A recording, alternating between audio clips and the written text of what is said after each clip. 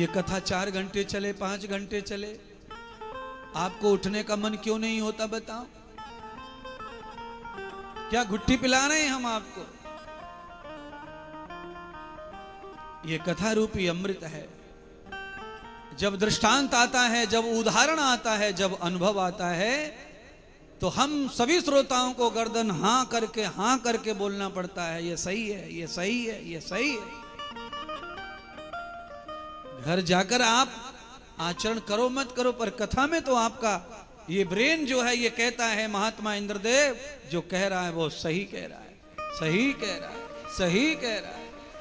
बार बार माथा हिलता है, इसका कारण ही वही है। आचरण हो न हो घर में जाकर फर्क नहीं पड़ता, पर सच्चाई तो यहां दिमाग कहता है, दिल कहता है।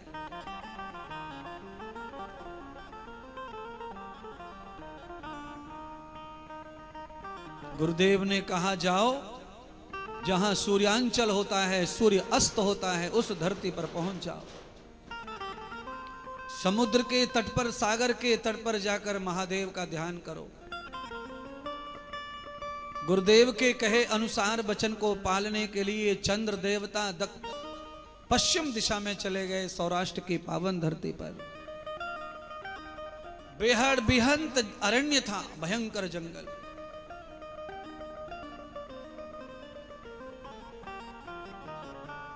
अब कल्पना करिए उस बेहद जंगल में वहां त्रिष्टत में बैठ गए और भगवान महादेव का प्रणव पंचाक्षर मंत्र का जाप करते रहे।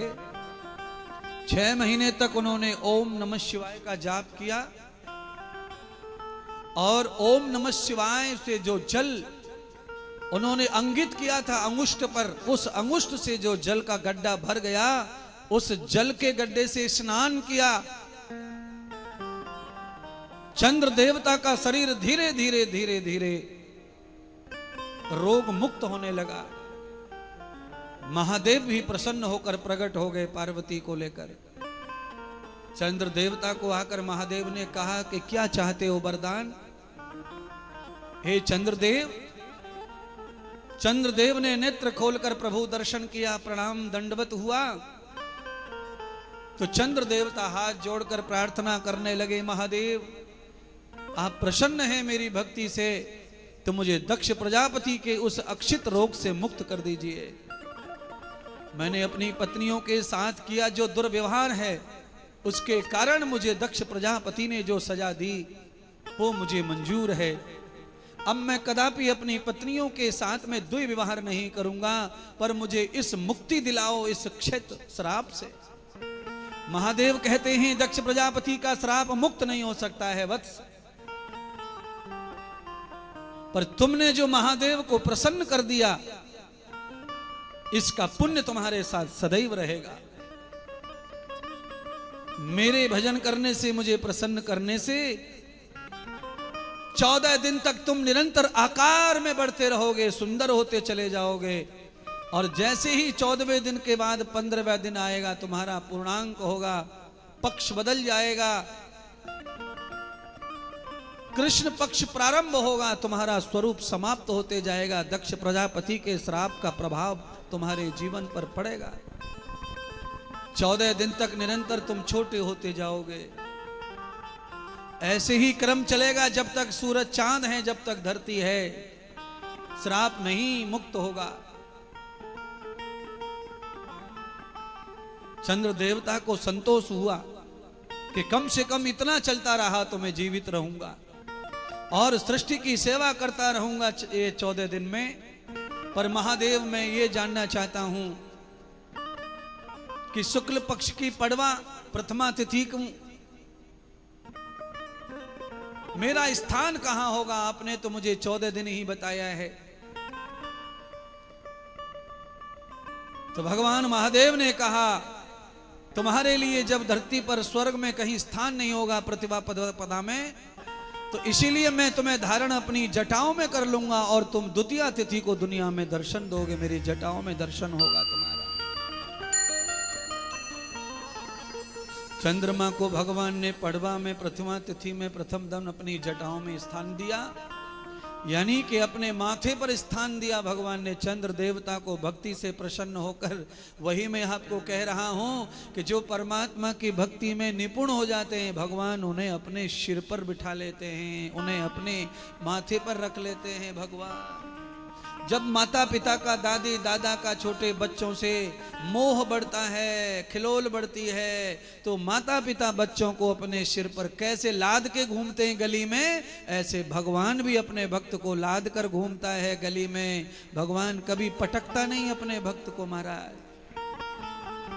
सारी दुनिया पटकेगी पर परवान तुम्हें, भगवान तुम्हें साध कर घूमेंगे। प्रहलाद को भगवान नरसिंह ने कैसा चाटा गोद में लेकर।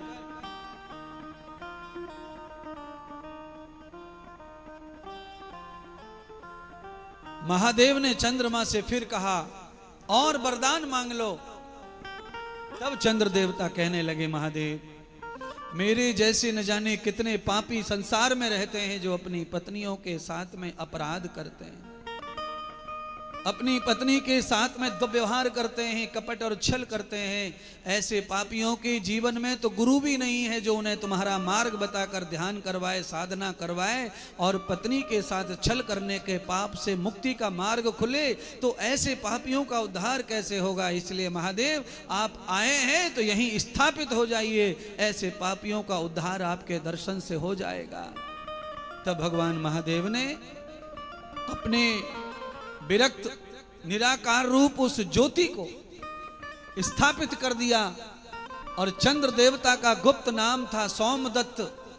उसमें सोमदत्त नाम जो है महादेव ने लेकर कहा कि हे सोमदत्त, हे चंद्रदेव, मैं तुम्हारे नाम से प्रकट हुआ हूं, इसीलिए आधा श्रेय तुम्हारे नाम को जाएगा और आधा मेरे नाम को जाएगा। तो पहला श्रेय तुम्हारा सोम और दूसरा भोलेनाथ, दूसरा नाम का अंत मेरा होगा। तो भगवान सोमनाथ के रूप में वहां स्थापित हो गए सागर पर पश्चिम दिशा में। और महत्तम सोमनाथ महादेव स्थापित हुए ज्योतिर्लिंग के रूप में। चंद्र देवता को भगवान शंकर ने महत्तम बताया, है चंद्रदेव, जो भी सोमनाथ ज्योतिर्लिंग में आकर के सागर के पानी से मेरा अभिषेक करके उस जल कुंड से स्नान कर लेगा, उसके रोग व्याधि संकट दूर हो जाएंगे। चंद्र देवता स्वर्ग में लौट आए, अपनी पत्नियों के साथ में पुनर्जीवन जीने लगे। सोमनाथ महादेव की पावन कथा सुनकर के 88,000 ऋषि कृत्य हो गए, धन्य धन्य हो गए, आनंदित हो गए।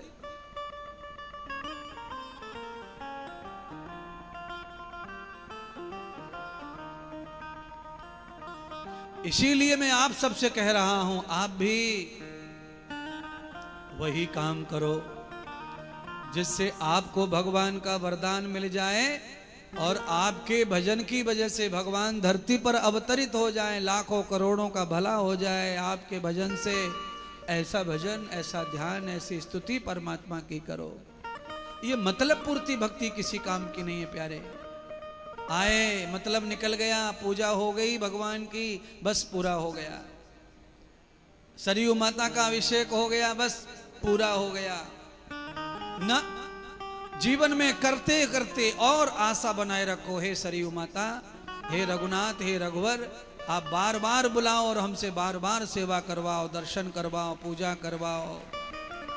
जो कुछ हमसे हो जाए वो हमसे करवाते रहो और हमारे लिए, हमारी भक्ति से प्रसन्न हो। तो इस जगत का कल्याण करने के लिए आप संसार में बने रहो, कण कण में व्यापक, कभी कभी प्रदर्शन करते रहो अपनी लीलाओं का, जिससे पापियों का उद्धार होता रहे। बंधुओं, एक अच्छा डॉक्टर हो जाए शहर में तो कितने लोगों का सेवा करता है। एक अच्छा पुलिस अफसर आ जाए तो समाज की जिले भर की कितनी बढ़िया सेवा करता है। एक डीएम, एक कलेक्टर बढ़िया आ जाए तो देश को, जिले को कितना बढ़िया कर देता है। ऐसे ही एक भगत पैदा हो जाए गांव में, शहर में, नगर में, क्षेत्र में, तो पार कर देता है नैया समाज की महाराज। अब साधु संतों को देखना है तो अयोध्या आओ, काशी आओ, हरिद्वार आओ। पर जैसे डॉक्टर दिख रहे हैं आपको गांव गांव, ऐसे साधु भी आपको गांव गांव दिखने चाहिए। ऐसा समय आ जाना चाहिए, हर जगह साधु निवास करे, हर जगह साधु रहे। समाज का व्यवहार इतना गंदा हो गया है कि सारे साधु तीर्थों में ही जाके बस रहे हैं, कोई साधु गांव में सेवा नहीं करना चाहते। सारे साधु पहले गांव में सेवा करते थे, जंगलों में रहते थे। आदमी की सोच में इतना परिवर्तन आ गया है, समाज की सोच में इतना परिवर्तन आ गया है। साधु गाड़ी में चले तो टोकेंगे, साधु अच्छा खा ले तो टोकेंगे, साधु बढ़िया कपड़ा पहन ले तो टोकेंगे, साधु बढ़िया टाइल्स लगा दे तो टोकेंगे, और अपने लिए सारे काम उनके हाईएस्ट होने चाहिए और साधु के सब लो होने चाहिए। साधु ने ऐसा क्या पाप किया है जो उसको गाड़ी में नहीं बैठना, हवाई जहाज में नहीं बैठना, अच्छे घर में नहीं रहना, अच्छी थाली में खाना नहीं खाना। साधना के समय साधु को साधना करनी चाहिए, भूखा रहने के समय साधु को भूखा रहना चाहिए। देश के ऊपर विपत्ति संकट आ जाए तो साधु त्याग कर सकते हैं भोजन का, पर तुम कभी त्याग नहीं कर सकते। एक ट्रेन में एक बनिया सवारी कर रहा था और एक साधु बैठे थे ट्रेन में पहले से ही। बनिया ट्रेन में चढ़ा, बनारस का बनिया था, अग्रवाल होगा। 3-4 सूटकेस बनिया के पास, 5-4 लुगाई, नातू पोते। अब जितने सदस्य ट्रेन में चढ़ेंगे उनके हिसाब से बैग भी होगा, सामान भी होगा। महात्मा अकेला, महात्मा भी बिस्तर, बैग, भोजन, चूल्हा, चाखी, महात्मा के भी 5-7 बैग। सेठ ने महात्मा को देखा, थोड़ी देर तो सेठ चुप रहा, पेट में गैस नहीं पची तो सेठ बोलने लग गया। सेठ साधु की तरफ से तो मुंह फेर लिया सेठ ने। दूसरे लोग जो बैठे थे उनको बोला, जैसे तुम लोग टोंट मार के बोलते हो, देखो भाई बड़ा जमाना खराब आ गया आजकल, साधु में और गृहस्थी में कोई अंतर नहीं बचा है। देखो हम गृहस्थियों पे 5 बैग हैं, साधु पे देखो 5 बैग अकेले पे हैं, तो ये काय का साधु है, काय का त्यागी है, काय का महात्मा है। महात्मा सुन रहा था। महात्मा ने कहा कि इसको जवाब देंगे तो ये और कुछ बोलेगा और बात बढ़ेगी, इसलिए लोहा जब गर्म हो जाएगा तभी हथौड़ा मारूंगा, तभी फावड़ो कुलाड़ी बनाऊंगा। साधु देखता रहा, देखता रहा, देखता रहा। स्टेशन आया, साधु ने कहा यही तमाशा दिखाते हैं इसको। साधु ने कहा सेठ जी चलो चाय पी ले। रेल रुकी है और चाय पी ले, यहाँ चाय वाला आया नहीं है। तो सेठ जी तो मन मिल नहीं रहे थे महात्मा से, पर महात्मा ने हाथ पकड़ लिया कि अब तुम्हें हमारे साथ पीना ही पड़ेगा चाय, यहाँ बढ़िया चाय मिलती है और ये बढ़िया जो है रतलाम स्टेशन है इसका नाम, यहाँ पे सेव अच्छी है, नमकीन अच्छी है, अब बैठो, आओ आओ आओ आओ। तो चले गए सेठ जी। साधु चाय पीने बैठ गए, नमकीन निकलवा ली, नमकीन खाने लग गए और रेल सीटी मारे। साधु ने कहा भाई सेठ जी ये नमकीन बहुत बढ़िया बताई है, ये रतलाम की स्पेशल नमकीन है और खाने में तो बनिया थोड़ा रह वही है, लालची तो खाया तो और नमकीन, ये फलानी नमकीन, ये ढिकानी नमकीन। अब रेल सीटी मारी, साधु को समझ गया रेल चल गई। सेठ ने देखा, दौड़ पड़ा, साधु ने हाथ पकड़ लिया। अरे सेठ जी रुको, कहां भाग रहे हो, क्यों जा रहे हो, ये रेल कहां भाग के चली जाएगी। अरे चले जान दो, चली जाएगी तो जाएगी तो जाएगी, कहां जाएगी। तो सेठ जी माथा पटके, अरे महाराज, अरे बाबा छोड़ दे, मेरी पत्नी है, मेरी छोरा की बहू है, उसमें मेरा सामान है, मेरा बैग है, मेरा ठिकाना है, मेरा फलाना है। तो महात्मा ने कहा मेरा भी तो ठिकाना फलाना सब ट्रेन में ही है, मेरे भी तो सारे बैग ट्रेन में हैं। सेठ जी ने कहा आपने ऐसा क्यों किया, रेल चली गई मैं रह गया, कैसे होगा, कौन उतारेगा, मेरा तो सामान चला गया, मेरा तो उसमें ये रखा था। सेठ जी ने कहा, महात्मा ने जवाब दिया कि सामान चाहे हमारा और गृहस्थियों का एक जैसा हो, हमारे कमरे में एसी और महात्मा के कमरे में एसी, गृहस्थ के घर में कार, महात्मा के पास कार, चाहे ये सब कुछ बराबर दिख रहा हो, पर जब रेल छूटती है तो महात्मा को टेंशन नहीं रहता और गृहस्थी चिल्लाता है सामान के लिए, सामान हमारा भी गया है पर हमें सामान की कोई फिक्र, जहां गया गया, आगे जो मिलेगा उस पर देखेंगे महाराज। साधु संसार को वहीं त्याग देता है पर संसारी गृहस्थी त्याग सकता, इतना फर्क है सेठ जी साधु में और गृहस्थ में। देखने में ऐसे लगते साधु पर उनमें त्याग की कोई कमी नहीं है। ग्रह त्याग जो कर सकते हैं, रिश्तेदार का त्याग कर सकते हैं, वो क्या नहीं त्याग कर सकते। अपने अनन्य सुखों को जला के भस्म कर सकते हैं तो वो किस चीज का त्याग नहीं कर सकते। और उस त्याग का परिणाम है कि आपको सुख मिलता है साधुओं से। अगर साधु ऐसे ही रहे ये सारी दुनिया लचर पचर हो जाएगी महाराज। साधु के अंदर अनमोल त्याग होता है। सोमनाथ महादेव की पावन कथा जब ऋषियों ने सुनी तो महादेव की अनंत ज्योतिर्लिंग, अनंत लीलाओं के पावन कथाओं का वर्णन सुनने का लालच पैदा होता चला गया।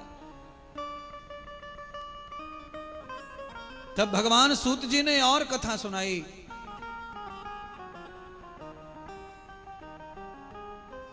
कहा भगवान का कैसा विश्वास भक्त के पास होना चाहिए। जिस समय हम पूजा कर रहे होते हैं, यज्ञ कर रहे होते हैं, ध्यान कर रहे होते हैं, उस समय कोई बहुत बड़ी विपत्ति आने पर क्या पूजा छोड़ दें, क्या पूजा पाठ छोड़ दें, क्या यज्ञ छोड़ दें? हवन कुंड से भागकर पहले कुत्ता भगा के आए, बिल्ली भगा के आए, पहले दुश्मन को देखें कि पहले हमने जो पूजा शुरू की है उसे विश्राम होने दें, पूरी होने दें। अरे ऋषियों, ध्यान करते समय, भजन करते समय, पूजा करते समय, यज्ञ करते समय, कथा करते समय, चाहे मृत्यु क्यों ना आ जाए, इतना बड़ा संकट आ जाए, पर अपना कर्म कभी अधूरा नहीं छोड़ना चाहिए। भगवान पर जिसका अटल विश्वास होता है, ऐसे भक्त के लिए भगवान धरती फाड़ कर, छप्पड़ फाड़ कर बाहर आते हैं। ऐसे मेरे महादेव है।